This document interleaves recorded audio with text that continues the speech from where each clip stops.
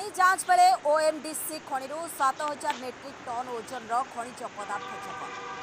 केउझर जिला जोड़ा खनि मंडल अंतर्गत रोईडा स्थित ओएमडीसी खनि जांच बेले खनि विभाग द्वारा 7000 मेट्रिक टन लुहापथर जबत होछि। सूचना अनुसार ओएमडीसी खनिरू गुंड लुहापथर परिवहन अनुमोदन नहीं बड़ खंड लुहापथर चंचकता करी परिवहन करा जाउथिला। एथिपाई राज्य सरकार विपुल राजस्व हराउथिबा अभियोग होइथिला। याकु दृष्टि रखी खनि विभाग एही खनि उपरे तीक्ष्ण नजर रखिथिला। जोड़ा खनि उपनिर्देशालयर इंटरनेशनल स्क्वाड अतर्कित भाव चढ़ाऊ करथिला। एही चढ़ाऊ बेले खनिज स्टक देखि सन्देह हबार स्ट्रक खोली जांच करा जायथिला।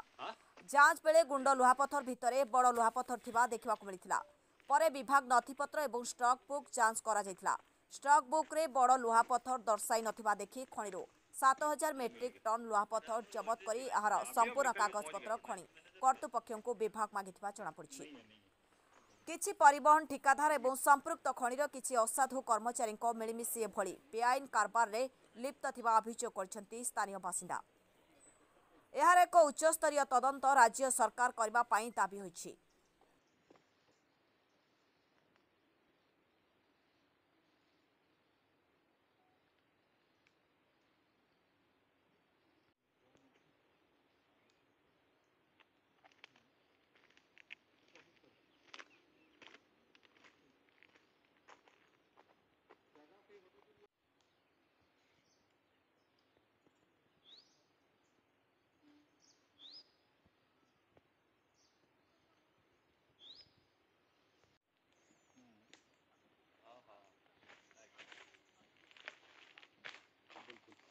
अच्छा नहीं काम नहीं काम तक नहीं कर दूसरा तीसरा चौथा पढ़ना है।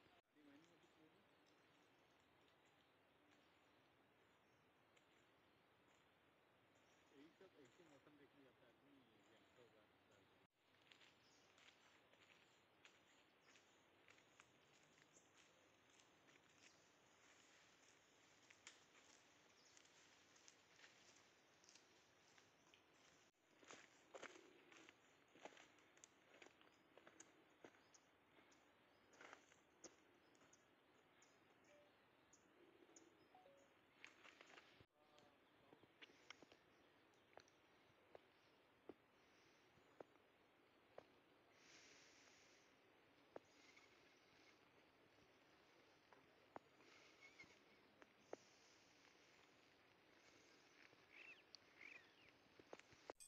जोड़ारू रमेश चंद्र महापात्र रिपोर्ट संघर्ष टीवी।